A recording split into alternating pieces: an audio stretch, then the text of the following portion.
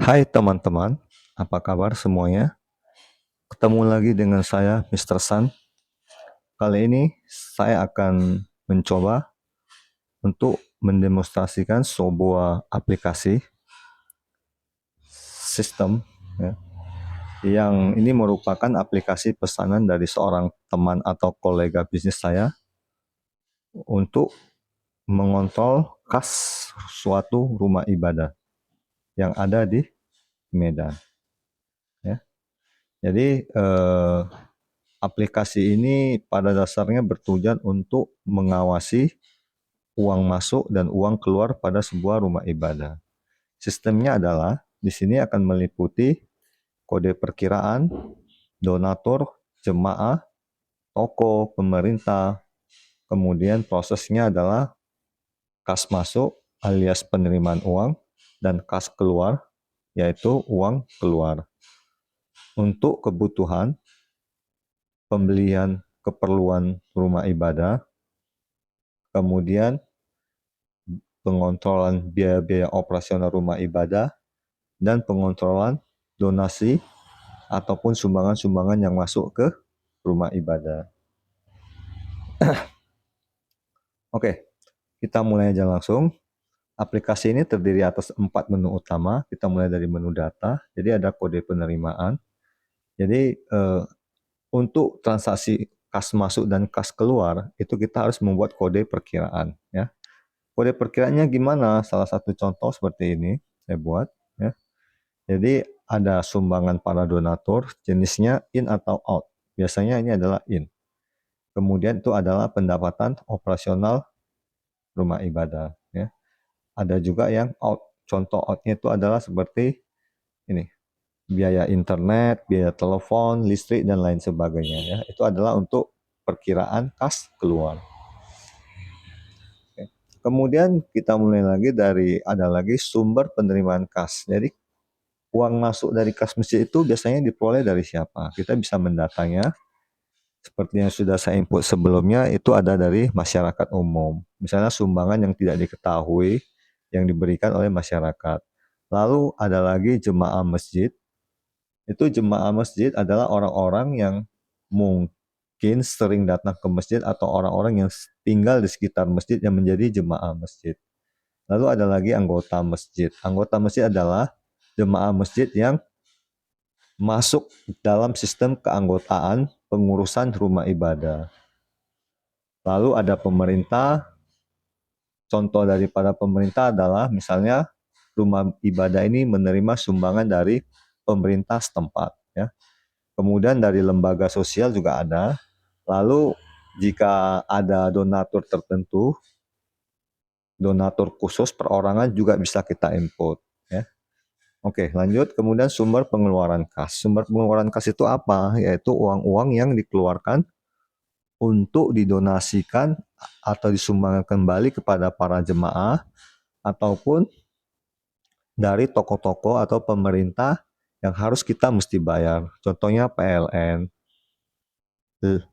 PAM Tirtanadi. Itu adalah biaya operasional yang mesti kita bayarkan ke pihak pemerintah. Toko-toko, misalnya toko listrik, toko bangunan, karena kita perlu membeli bahan-bahan bangunan untuk memperbaiki rumah ibadah. Dari sini kita bisa melakukan proses call, chat WA, ya contohnya ini kalau kita misalnya ini call ya teman-teman, ini bisa call ya. Kemudian kalau kita mau SMS juga bisa ya, contoh ya. Kemudian kalau kita mau chat WA juga bisa. Oke. Nah, kita kembali lagi ke aplikasi.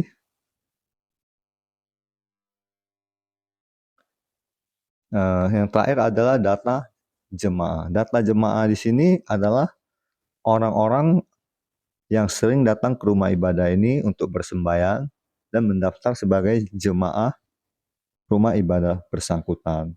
Oke. Anggota pengurus daripada rumah ibadah ini juga termasuk dari bagian jemaah rumah ibadah ini, ya.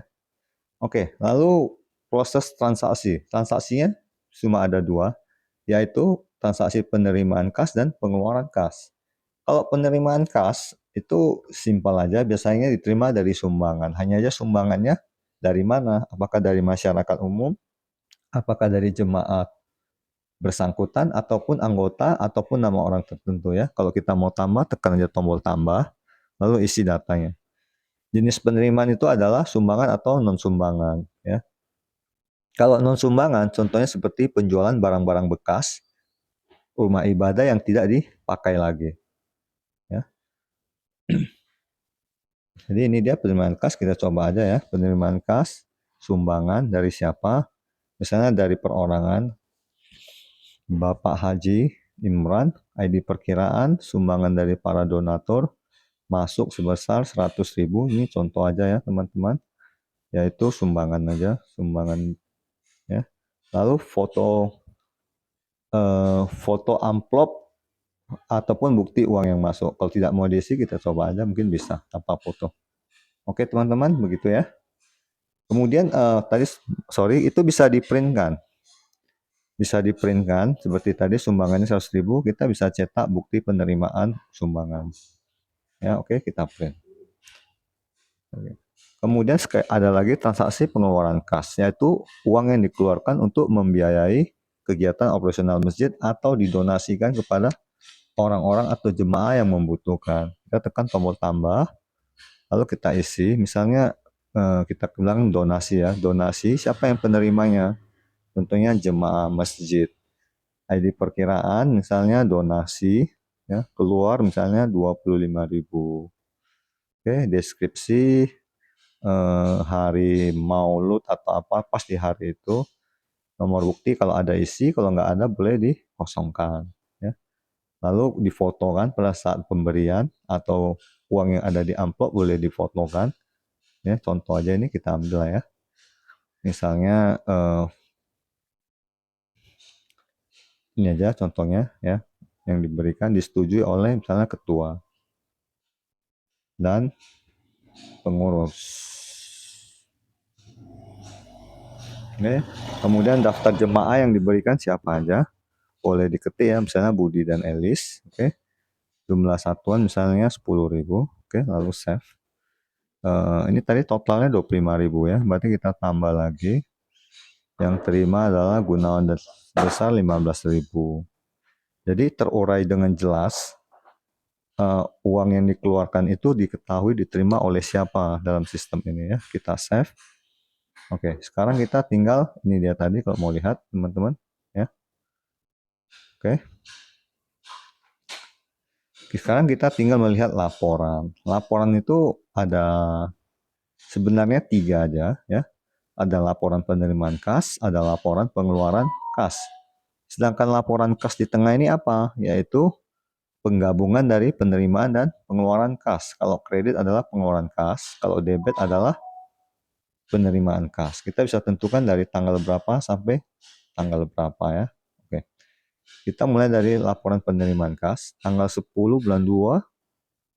Maksud saya bulan 10 tanggal 2 tahun 22 sampai dengan tanggal 29 itu nggak ada. Kita coba yang lain. Misalnya sampai dengan Februari 28 ya, kita buat set. Ya, ini ada 10 transaksi dengan total nilai sekian. Ya, oke teman-teman, begini cara menggunakannya. Demikian juga untuk laporan pengeluaran kas. Kita tentukan sampai tanggal berapa, nanti dia akan mencari dan mengelompokkan datanya, diklik ini teman-teman. Ada 7 transaksi dengan nilai sekian ya. Lalu yang terakhir adalah daftar jamaah. Kita ingin tahu siapa-siapa jemaah kita yang layak atau tidak layak. Misalnya yang belum layak itu ada 1, 2, 3, 4. Ini adalah jemaah yang mungkin nilai kemampuan ekonominya menengah ke atas. Sedangkan yang layak itu adalah yang biasanya kemampuan ekonominya ke bawah ya. Untuk penilaian ini bisa diberikan dari sini data jemaah ya teman-teman. Di bawah ini ada nanti dikasih tahu layak atau belum yang ini ya. Jadi untuk data jemaahnya ya nama jemaah, tanggal lahir, kemudian nama istri dan sebagainya lah. Apakah dia punya rumah, apakah punya kendaraan, sepeda motor, ada berapa, foto dan lain sebagainya. Oke teman-teman, saya rasa sampai di sini dulu. Mohon dukungannya, like and subscribe. Jika teman-teman ada yang menginginkan aplikasi ini, saya bisa berikan gratis asalkan memang digunakan pada rumah ibadah. Sekian dan terima kasih. See you.